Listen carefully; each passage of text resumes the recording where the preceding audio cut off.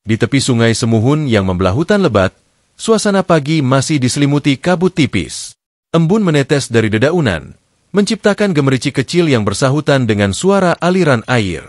Disitulah Putri Dayang Merindu, seorang gadis bangsawan yang kecantikannya termasyhur hingga ke desa-desa jauh, tengah mandi seorang diri. Rambut panjangnya terurai hingga menyentuh air, berkilauan diterpa sinar mentari pagi yang malu-malu menembus pepohonan. Wajahnya begitu tenang, bagai dewi yang turun dari kayangan. Air sungai yang jernih seakan menjadi cermin, memantulkan keanggunan dirinya yang tak tertandingi. Dayang Merindu mengusap wajahnya perlahan, lalu tersenyum sambil bersenandung lirih. Lagu itu terdengar halus, namun magis, seperti mampu membuat ikan-ikan di sungai berenang mendekat. Alam seolah ikut terpesona, angin berembus lembut, dedaunan bergetar pelan, dan matahari semakin berani menyingkap kabut, seakan ingin ikut menyaksikan keindahan putri yang tak pernah letih dipuji manusia maupun alam semesta. Namun, di balik ketenangan itu, langkah berat seorang pengembara mendekat dari jalan setapak. Suara ranting patah terdengar jelas, menandakan seseorang dengan wibawa besar tengah melangkah. Dialah si Pahit Lidah, sosok sakti yang ditakuti sekaligus dihormati. Konon, lidahnya bukan lidah biasa. Setiap kata yang terucap dapat menjadi kenyataan, baik berkah maupun bencana. Masyarakat Sumatera Selatan mengenalnya sebagai tokoh yang tak pernah main-main dengan ucapannya. Hari itu, entah kebetulan atau takdir, ia tiba tepat di tepi sungai tempat sang putri mandi. Si Pahit Lidah berhenti sejenak. Tatapannya menelisik ke arah Dayang Merindu yang masih asyik bernyanyi. Seulas senyum tipis muncul di wajahnya, antara kagum dan terpesona. Dengan suara berat yang menggema, ia menyapa, "Selamat pagi, putri yang cantik jelita." Suaranya cukup keras untuk membuat burung-burung yang bertengger di dahan beterbangan. Sapaan itu seakan membawa getaran ke seluruh tepian sungai, menandakan hadirnya kekuatan gaib yang tak bisa dianggap remeh. Namun, Putri Dayang Merindu tidak menoleh. Ia tetap asyik dengan dunianya sendiri, membiarkan senandungnya mengalun bersama gemericik air.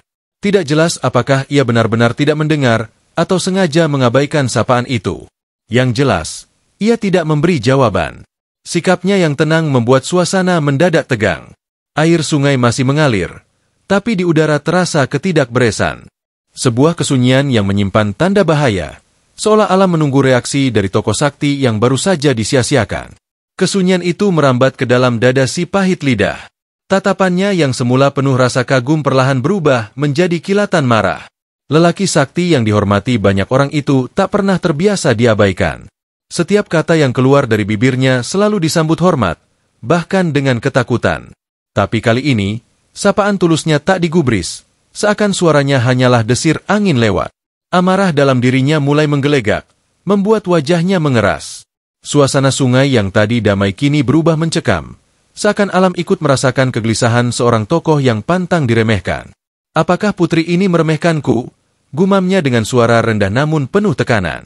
Matanya menyipit, menatap Dayang Merindu yang masih saja hanyut dalam dunianya sendiri. Tangannya terkepal, urat-urat di pelipisnya menonjol. Seolah alam mendengar gumamnya, burung-burung mendadak terbang tak tentu arah, meninggalkan pepohonan di sekitar sungai.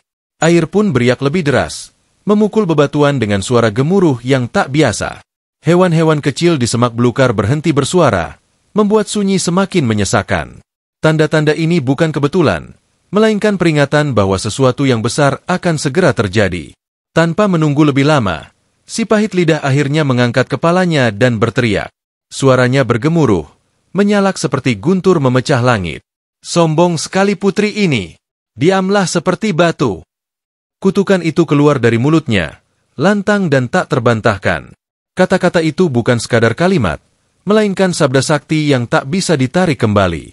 Suara teriakan itu menggetarkan udara, membuat pepohonan berderak, dan permukaan sungai berombak seperti diterpa badai.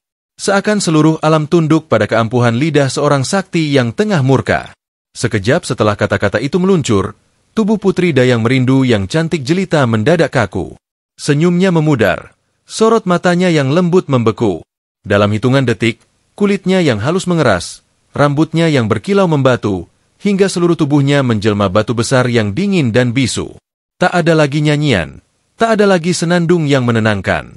Yang tersisa hanyalah bongkahan batu yang berdiri di tengah arus sungai Ogan, kokoh dan tak tergoyahkan.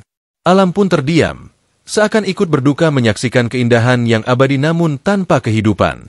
Air sungai yang tadinya tenang kini berputar liar di sekitar batu itu, menghasilkan bunyi lirih yang terdengar seperti tangisan.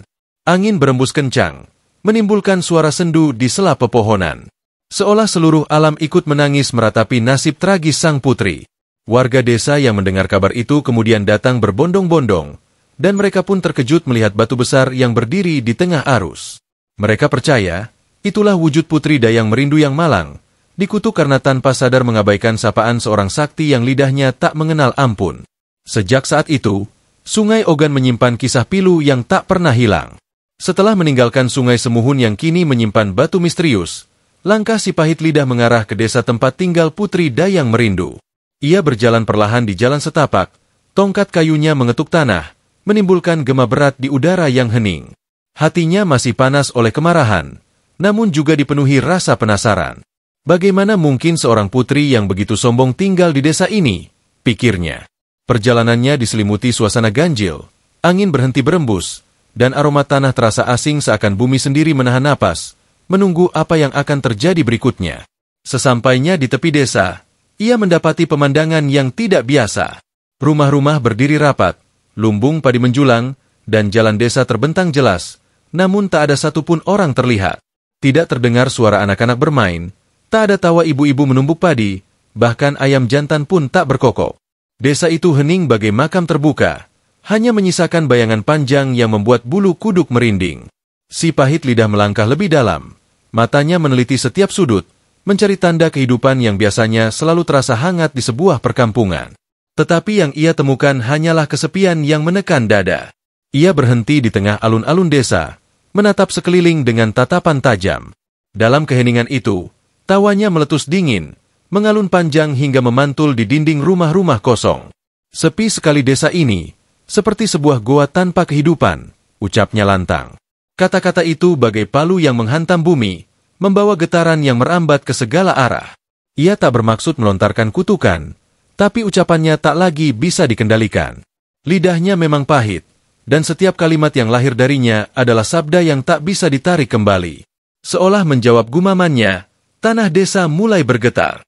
Getaran kecil berubah menjadi guncangan besar, membuat rumah-rumah bergoyang, genting-genting berjatuhan, dan suara retakan terdengar dari setiap sudut. Warga yang sebenarnya ada di dalam rumah berlari panik, namun langkah mereka terseret ke dalam bumi yang mulai terbuka. Lumbung padi, panggung rumah, bahkan jalan desa satu persatu runtuh, tersedot ke dalam kegelapan. Jeritan bercampur dengan suara kayu patah, menciptakan simfoni maut yang tak terlupakan. Desa yang tadi hening kini bergemuruh oleh teriakan terakhir penduduknya. Dalam hitungan detik, seluruh desa lenyap dari permukaan. Yang tersisa hanyalah mulut gua raksasa yang menganga gelap, seolah bumi menelan kehidupan manusia tanpa sisa. Dari kejauhan, bentuk gua itu tampak menyeramkan, bagaikan monster batu yang baru saja bangun dari tidur panjang. Si pahit lidah menatap hasil ucapannya sendiri, tanpa raut penyesalan. Ia hanya berdiri diam, membiarkan tanah kembali tenang. Sejak hari itu, orang-orang menyebut tempat itu Goa Batu, yang kemudian lebih dikenal dengan nama Goa Putri, sebuah desa yang membeku menjadi gua akibat lidah seorang sakti yang tak pernah bisa ditentang. Ketika amukan bumi mereda, yang tersisa hanyalah gua raksasa yang baru lahir dari kutukan. Di dalamnya, suasana begitu hening, namun dinding-dinding batu berkilau memantulkan cahaya lentera orang-orang yang berani memasukinya. Dari langit-langit gua, stalaktit menjuntai, seakan-akan taring tajam yang siap menelan siapapun yang datang. Di bawahnya, stalagmit tumbuh menjulang, menyerupai benda-benda yang anehnya begitu familiar. Ada yang mirip ranjang, ada yang menyerupai panggung rumah, bahkan ada yang bentuknya menyerupai dapur tempat memasak. Bagi siapapun yang melihat, jelas bahwa ini bukan sekadar kebetulan, melainkan jejak kehidupan yang telah membatu. Warga yang menyaksikan keanehan itu mulai berbisik-bisik. Mereka percaya bahwa semua perabotan dan peralatan rumah tangga itu adalah jelmaan kehidupan sehari-hari penduduk desa yang ikut terkutuk. Lumbung padi yang dulu dipenuhi hasil panen kini menjelma menjadi bongkahan batu yang mirip tumpukan beras. Tempat tidur penduduk berubah menjadi batu panjang yang dingin dan keras. Bahkan tungku dapur yang biasanya menyala kini hanya berupa stalagmit kaku tanpa api. Setiap sudut gua menyimpan kisah tentang rutinitas manusia yang direnggut secara tiba-tiba, lalu dipaksa diam dalam bentuk batu selamanya. Namun keanehan gua tidak berhenti pada bentuk batuannya saja.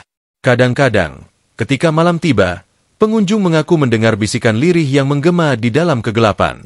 Ada yang seperti suara nyanyian, lembut namun sendu, seolah berasal dari putri dayang merindu yang masih terperangkap di dalam kutukan.